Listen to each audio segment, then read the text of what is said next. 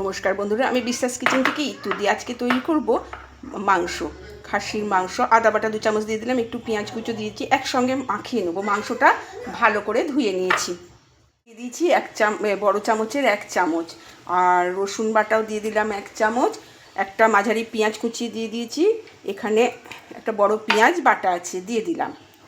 দেবো 5 চামচ সর্ষের তেল, হলুদ গুঁড়ো দিয়ে দিলাম 2 চামচ ভর্তি কাশ্মীরি লঙ্কার গুঁড়ো বড় চামচের 1 চামচ। এটা ভালো করে মাখিয়ে রেখে দেবো। ঝালটা এখন দিলাম না, একদম শেষে দেবো, একটু ঝাল ছাড়া তুলে নিয়ে তারপর দেবো। এটা 15-20 মিনিট, আধ ঘন্টা মতো একটু ম্যারিনেট করে রাখতে হবে। একটা টমেটো এর সঙ্গে ভালো করে মেখে নেবো। মাঝারি সাইজের একটা টমেটো আছে, একটু তেজপাতা, গোটা গরম মশলা দিয়েছি, আর সামান্য একটু তেল দিয়েছি। আর ম্যারিনেট করা মাংসটা দিয়ে দিলাম। এবার একটু নুন দিয়ে দিলাম। মাংসটা একদম কষা হয়ে গেছে, সামান্য একটু চিনি দেবো, সামান্য হাফ চামচেরও কম।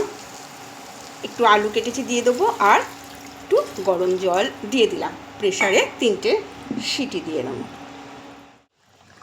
মাংস ঢেলে ফেলেছি, একদম সেদ্ধ হয়ে গেছে। 3টে সিটি দিলাম, ঝাল দিইনি, একটু ঝাল ছাড়া তুলে 2 চামচ মতো লঙ্কা বাটা দিয়ে দিলাম। লঙ্কাগুলি খুব ঝাল, এতেই আশা করি ঝাল হয়ে যাবে। যারা যেমন ঝাল খান দেবেন। তৈরি হয়ে গেছে খাসির মাংসের ঝোল। আর দেবো খুব সামান্য একটু ভাজা মশলা করে রাখি, গোটা গরম মশলা, ধনে জিরে, সেটা দিয়ে দিলাম। দারুণ টেস্ট হয়, দারুণ গন্ধ ছাড়ে। তৈরি হয়ে গেল মাংসর ঝোল। গরম ভাতে দারুণ, খুব শর্টকাটে, খুব তাড়াতাড়ি এইভাবে বাড়িতে তৈরি করে দেখতে পারেন।